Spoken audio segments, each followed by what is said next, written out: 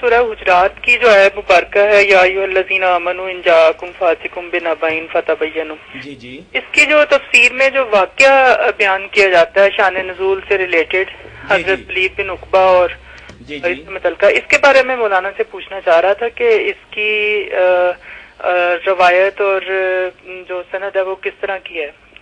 ٹھیک ہے۔ ڈاکٹر صاحب اب لوگوں نے جب یہ بات پہلے ہی اپنے ذہنوں میں بٹھا لی کہ جو بات ہمارے ذوق کے خلاف ہو ہم نے اس کو نہیں ماننا، تو پھر طرح طرح کے ہیلے بانے بناتے ہیں۔ حالانکہ بات تو آپ کی ٹھیک ہے کہ جو نقل سے تعلق رکھتی ہے بات پرانے زمانے کا واقعہ، اس میں تو کوئی روایت چاہیے نا، اس میں اپنی طرف سے درایت اور کرینے، جیسے اسرائی صاحب نے تفسیر میں لکھا کہ یہ رافضیوں کے رسمائیوں کی گڑی باتیں اس طرح، حضرت عثمان رضی پر اعتراض آتا ہے، رسول اللہ پر اعتراض آتا ہے کہ انہوں نے اس شخص کو زکوٰۃ کا کلیکٹر مقرر کیا، تو دور دراز کی باتیں، کیا فائدہ ان کا، لوگ مرتد بھی ہوتے رہے، منافق بھی ہوتے تھے۔ بالکل یہ صحیح روایت ہے کہ آپ نے ولید بن عقبہ کو وصولی زکوٰۃ کے لیے بھیجا بنو مصر کی طرف، یہ راستے سے لوٹ آئے اور غلط رپورٹ دی کہ وہ تو مجھے قتل کرنے لگے۔ ان کی قسمت اچھی تھی، وہ پہنچ گیا، انہوں نے کہا اللہ کے رسول ہم تو آپ تک قاصد جو ہیں اس کو منتظر ہیں، آیا ہی نہیں کچھ قاصد، فرمایا یہ تو کہہ رہا مجھے قتل، آپ نے لشکر باقاعدہ تیار کر دیا تھا ان کے خلاف۔ تو پھر یہ آیت نازل ہوئی، بالکل صحیح ہے، سلسلہ الاحادیث سیاح میں علامہ البانی نے اس کی ساری سندیں اکٹھی کر کے بحث کی ہے کہ یار کیوں خام خواہ رد کرتے رہتے ہو، اللہ کے رسول نے کو ٹھیکہ لیا ہوا کہ جو اس کے ساتھی ہیں وہ پکے رہیں۔ ارتداد کا لفظ جو ڈاکٹر صاحب قرآن میں آتا ہے وہ بتاتا ہے کہ لوگ پھر سکتے ہیں، آزاد ہیں، خود مختار ہیں۔ اللہ کے رسول کے بعد کتنے لوگ دین سے پھر گئے، صدیق اکبر عظیم کو ان کے خلاف جہاد کرنا پڑا۔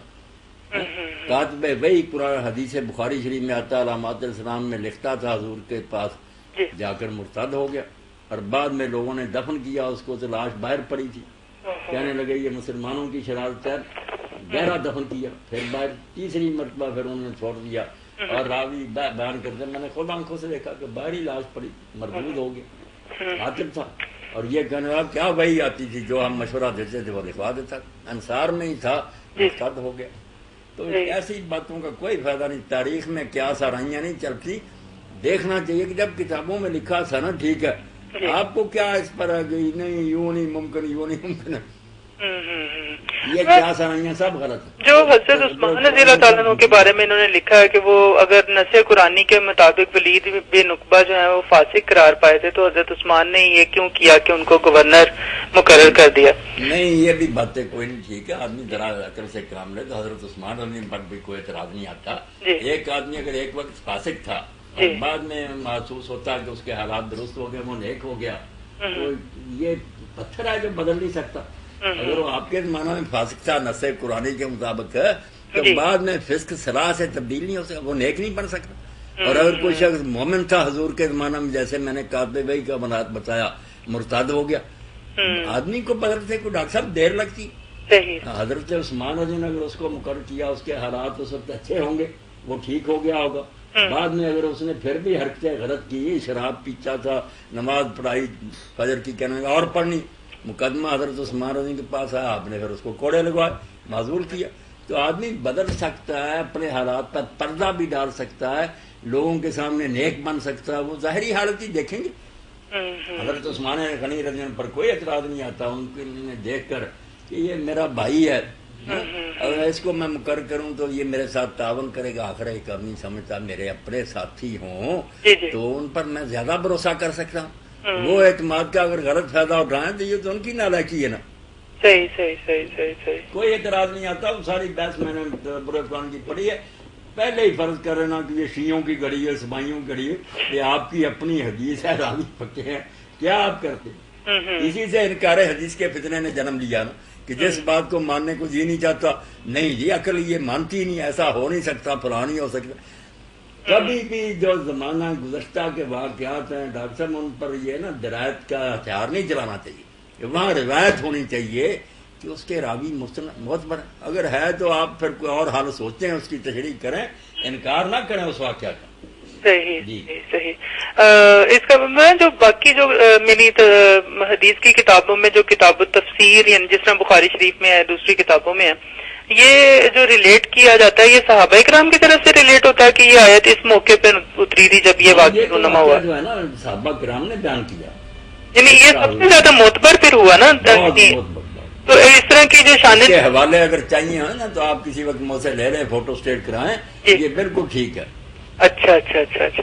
ابو اکرام آزاد نے بھی یہ راستہ اختیار کیا کہ نہیں یہ عام قانون اترا ضروری نہیں، یہ ولید کے بارے میں ان باتوں کا کوئی فائدہ نہیں.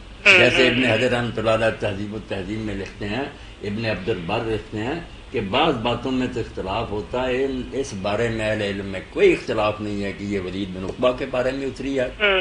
سب کے سب اہل علم اس پر متفق ہیں، کسی کا اختلاف نہیں. اس سے پہلے جو آ رہی ہے یا ایھا الذین آمنوا لا ترفعوا اصواتکم، اس میں بھی جو بخاری شریف کی حدیث کا حوالہ ہے کہ حضرت ابوبکر اور حضرت عمر رضی اللہ تعالیٰ عنہ کی آپس میں جو تکرار ہوئی تھی اس وقت یہ آیا مبارکہ نازل ہوئی تھی، یعنی وہ بھی ریلیشن پھر بالکل یعنی اسی کو ہی بیس بنا کے اس آیت کو بیان کرنا چاہیے. باقی ہے تو پھر جنرل تو ہے ہی قرآن پاک کے حکم تو عام ہی ہوتا. حضرت ابوبکر حضرت عمر رضی اللہ عنہ نے اگر اونچی آواز سے آپ کے سامنے باتیں کی، وہ ایک قبیلہ آیا اس کا سردار مقرر کرنے کا معاملہ، حضرت ابوبکر نے ایک کا مشورہ دیا، حضرت عمر نے ایک کا، آپس میں وہ جھگڑ پڑے، آواز اونچی ہوگی تو اللہ نے یہ بات اتار دی. تو وہاں یہ حدیث پاک میں آتا نا کہ دو بہترین آدمی قریب تھا کہ ہلاک ہو گئے، ایسی غلطی تھی، مگر چونکہ اس وقت یہ نہیں اترا تھا کہ آواز اونچی نہ کرو، اس لیے وہ مجرم نہیں تھے. جب آیت اتر گئی پھر تو بعد میں آپ دیکھ لیں اسی روایت میں کہ حضرت عمر نے اتنا آہستہ بولنے لگے، حالانکہ ان کی آواز قدرتی اونچی تھی کہ حضور کو پوچھا عمر تم نے کیا ڈر گئے. تو حکم اترنے کے بعد دیکھنا نا کہ اس نے عمل کیا، یعنی پہلے کی باتوں کا کیا ہے کہ سب کچھ کرتے. ایک اور حدیث بخاری شریف بھی آپ دیکھیں کہ جو لوگ احد میں شہید ہوئے ہیں ان 70 کے بارے میں آتا ہے کہ ان سب کے پیٹوں میں شراب تھی، وہ شراب پی کر گیا شہید ہوئے، مگر وہ مجرم نہیں ہے. جب حرمت کا حکم ہی نہیں نازل ہوا تھا ان کو گناہ گار کیا کہیں، جب حنا حرام کر دیا اللہ نے پھر پیچھے تو پھر ہوتے. چلیں ڈاکٹر صاحب بہت شکریہ آپ کے کال کرنے کا. ٹھیک ہے مولانا، ایک سوال ہے مولانا، شاید آپ جواب دینا پسند کریں. تو بھائی نے لکھا ہے کہ فضیلت کے اعتبار سے صحابہ کرام زیادہ افضل ہیں یا ائمہ اہل بیت اطہار؟ یہ ایسی باتیں ہیں جن کا فیصلہ سوائے اللہ تعالیٰ کے کون کر سکتا ہے. اس لیے یہ جو بحث بھی ہے کہ صحابہ کرام میں سے حضرت ابوبکر افضل ہیں، کوئی کہتا حضرت علی افضل ہیں، جن علماء نے اس پر بحثیں کی ہیں دو طرفہ دلائل لکھے ہیں، وہ کہتے ہیں یار اس بارے میں کوئی واضح نص تو ہمارے پاس ہے نہیں. باقی جو آخرت میں کون ثواب میں بڑھے گا یہ غیب سے تعلق رکھتا ہے. جو قرائن ہم پیش کرتے ہیں وہ دو طرفہ ہی بہت ہیں، ادھر بھی کچھ ہیں ادھر بھی ہیں، اس لیے یہ ساری بحث کو انہوں نے کہا ضمن.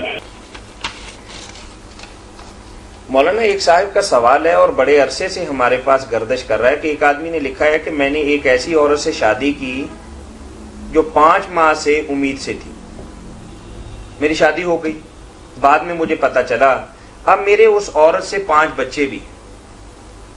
تو مجھے کسی نے کہا کہ میں نے اس وقت یہ سمجھ کر کہ نیکی ہے کہ چلیں ایسا ہو گیا، غلطی ہوگی، میں نے درگزر کر دیا، تو اب اس کے بعد کیا حکم ہے شریعت اسلامیہ کی روح سے کہ وہ میرا جو نکاح اس وقت ہوا تھا وہ درست ہے یا مجھے تجدید نکاح کرنا پڑے گا یا کیا صورت ہے؟ نہیں کچھ نہیں کرنا. مولانا اس طرح کے مسائل ہو جاتے ہیں. جی یہ بہت اچھا کیا بھائی نے. جو عورتیں اس طرح حاملہ ہوتی ہیں نا اللہ پناہ ہی دے، غلطی کی وجہ سے ان کے ساتھ نکاح جو ٹھیک ہی ہے، پردہ ڈالنا چاہیے اور بعد میں بھی نکاح نیا پڑھانے کی ضرورت نہیں، سب درست ہے، بچے بھی حلال ہیں. اس پر جو کہتے ہیں نا کہ نہیں حمل کی حالت میں نکاح نہیں کر سکتے، کئی لوگ یہ بھی ضد کرتے ہیں، یہی ہے مسئلہ ان کا. وہ چاہتے ہیں کہ پھر پوری طرح ان کو سنسار کروائیں، بدنام کرنا چاہتے ہیں کسی کی بچی کو ذلیل ہو جائے، پردہ ڈالنا چاہیے. وہ جو حمل کی باتیں نا وہ ہے صرف جو حلال کا بچہ، ایک خاوند نے طلاق دی یا اس کی موت ہوئی اس کا حمل ہے، وہ ٹھیک ہے جب تک بچہ پیدا نہ ہو دوسرا نکالے. یہ اس کا کیا احترام، نہ وہ کسی کا بچہ لکھا جائے گا نہ کوئی اس کا باپ بنے گا. ایسا جو ہے اس کا نکاح تو فوراً کرنا چاہیے، پردہ رہ جائے، کیوں ذلیل و رسوا کرنا چاہیے. اب بچے کی ولدیت میں مولانا ایک اور سوال صرف اتنا ہے کہ امام ابو حنیفہ رحمۃ اللہ علیہ فرماتے ہیں کہ وہ نہ مباشرت کرے، اگر اسے علم ہے نکاح کر لے، مباشرت سے پرہیز کرے جب بچہ پیدا ہو جائے، دوسرے کی کھیتی کو پانی نہ دے، اس حدیث پر عمل کرتے ہیں. دوسرے کہتے ہیں نہیں مباشرت بھی کر سکتا، کوئی ایسی بات نہیں. زیادہ سوچنا چاہیے، ہو گئی غلطی تو پھر آپ کیا چاہتے ہیں. پردہ جو ہے کھل جائے، ساری دنیا کو پتہ چلے۔ آپ نے بہت خوبصورت بات بتائی ہے. ہم آپ سے تھوڑی وضاحت یہ چاہیں گے کہ اس سطح پہ وہ بچہ کی ولدیت کیا لکھی جائے؟ اب یہ حدیث پاک سناتے ہیں کہ آدمی آیا، اس نے حضور سے کہا کہ میری بیوی جانی ہے، تو آپ نے فرمایا تیرا نکاح کوئی نہیں، تو جس نے دھوکہ دیا تجھے اس سے اپنا مہر بھی اور سارے واپس. وہ تو اس نے شکایت کی، اگر کوئی شکایت کرتا نہیں رکھنا چاہے اس کا معاملہ تو الگ ہے. جو اس اللہ کے بندے کی طرح نیکی کرتا کہ میں پردہ رکھوں، اس نے کوئی شکایت کی حضور سے. مسئلے کو سمجھنا چاہیے کہ وہ الگ مسئلہ تھا کہ وہ خامد اس سے ناراض تھا کہ میرے ساتھ کیوں یہ دھوکہ ہوا. یہاں تو ناراض نہیں، یہاں تو بیچارہ نیکی کے ارادہ سے چاہتا کہ چھپا دے. تھوڑی وضاحت چاہیں.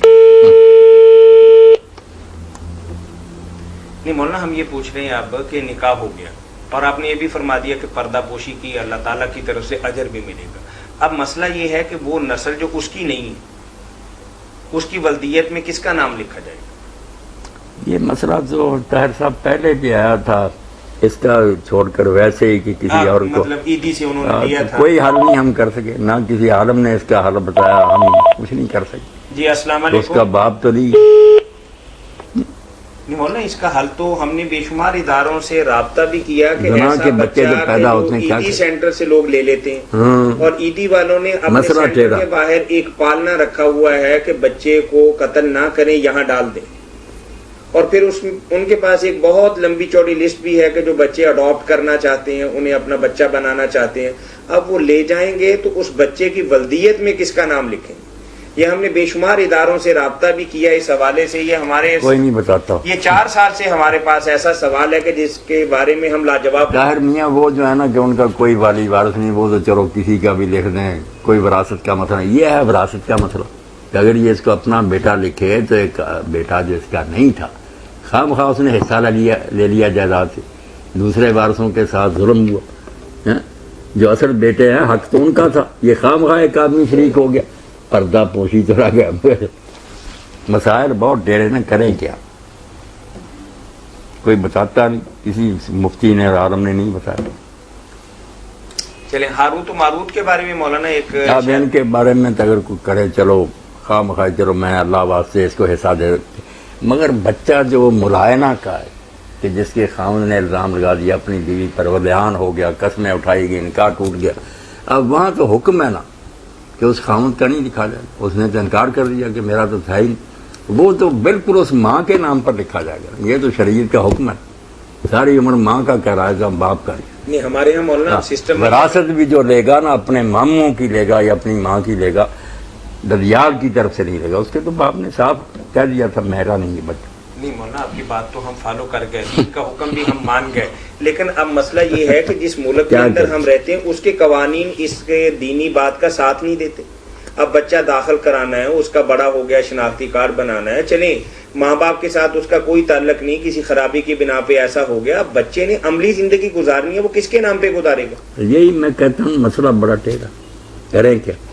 ہاروت و ماروت کے بارے میں مولانا ایک سوال ہے کہ اس کے بارے میں تھوڑی وضاحت فرما دیں کہ یہ واقعی فرشتے تھے اور لوگوں کو سحر سے منع کرتے تھے یا سکھاتے تھے؟ بس یہ 1 منٹ میں اس کا بیان ہو سکتا کہ وہ فرشتے تھے، اللہ کے حکم سے اترے تھے، جادو پھیل گیا تھا، جادو سے ہٹانے کے لیے اللہ نے انہیں ایک پاک علم دیا، نوری علم، کہ لوگوں کو یہ سکھاؤ کہ اگر تم کرنا ہی چاہتے ہو تعویذ گنڈا دم درود تو شرک کو چھوڑو، یہ پاک علم لے لو.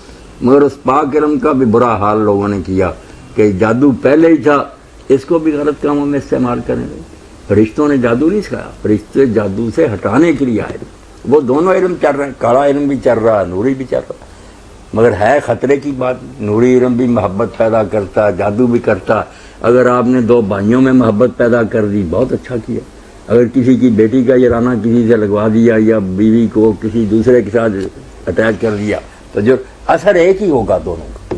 فرق یہ کہ سحر کفر ہے، یہ کفر نہیں ہے، پاکیزہ علم ہے، مگر اس میں بھی ضمن میں کوئی پیشاب ڈال دے تو خراب ہو جائے گا. اللہ نے یہی شکایت کی ہے کہ اتنا پاک علم اللہ نے دیا، فرشتے سکھا کر گئے، ڈانٹتے گئے کہ غلط نہ استعمال کرنا، مگر یہ یہودی خبیث بعد نہیں آئے، انہوں نے اس پاک علم کو بھی گندے کاموں میں خرچ کیا. جزاکم اللہ خیر. اس خوبصورت جواب کے ساتھ ہم شکر گزار ہیں مفتی اعظم پاکستان محترم مولانا محمد اسحاق مدظلہ العالی